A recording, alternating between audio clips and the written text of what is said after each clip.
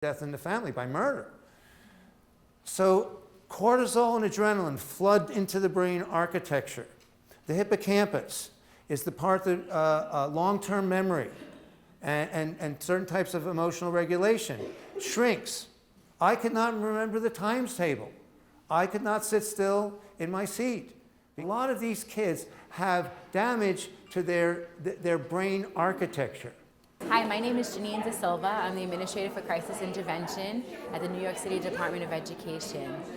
Today we had the Relationship Foundation come and speak to our counselors, our psychologists, our social workers, administrators, teachers, and paras about trauma and how it affects our students in our school system. From the Relationship Foundation, our participants were able to explore the importance of actually hearing the person when they speak, listening, exploring needs through these activities. I think it's helped open or remind us as staff that when we work with students, they're our most vulnerable population, and that we really need to take the time to get to know our kids and build that relationship so that they feel safe.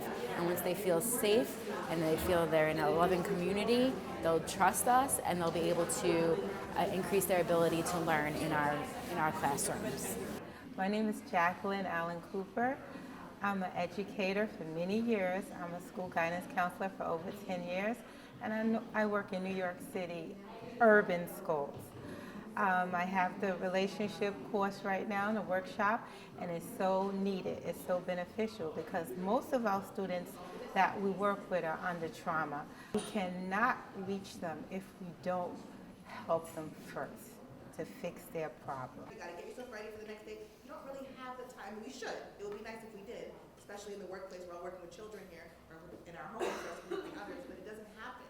Unfortunately, there's too many things happening. If we can just kind of slow down, be able to do this, but it's a great skill. My name is Rusk. I'm a school social worker with the Takes Village High School.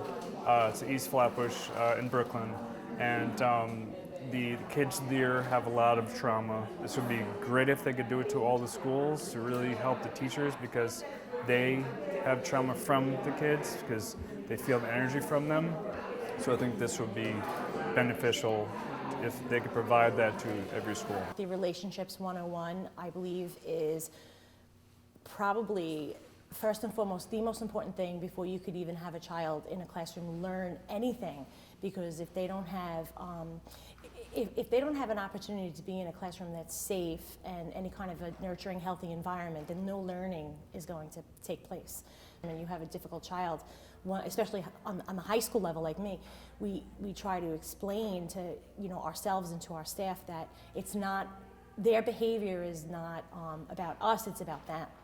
And we have to figure out how to help them and how to nurture them back to healthy levels so they can learn in the classroom.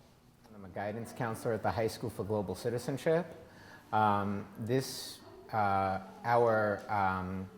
presentation today was really focused about building relationships and also about trauma. As a guidance counselor, one of the things that I always say is until the trauma piece and healthy relationships can be built between all staff members and students, it's very hard for students to have high expectations of grades, as well as graduation rates and things like that. Before the students' needs and feelings are met, how can we expect them to do so well academically when we don't address the socio-emotional component of the students themselves? You change their brain architecture. Something we don't talk about, something that's, it's becoming more well known, but you all have the capacity to change the brain structure of your kids. Hi, my name is Eve Murdoch. I am a school counselor at Cephal IS 96 in Brooklyn, New York.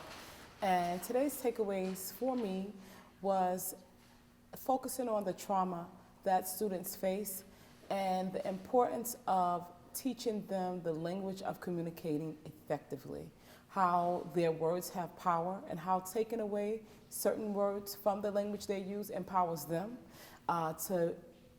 and it impacts their perceptions of not only themselves, but it helps them refocus on maybe how others are perceiving them and how they perceive others, therefore leading to more effective communication. Finally, I think I can use it myself in my everyday life.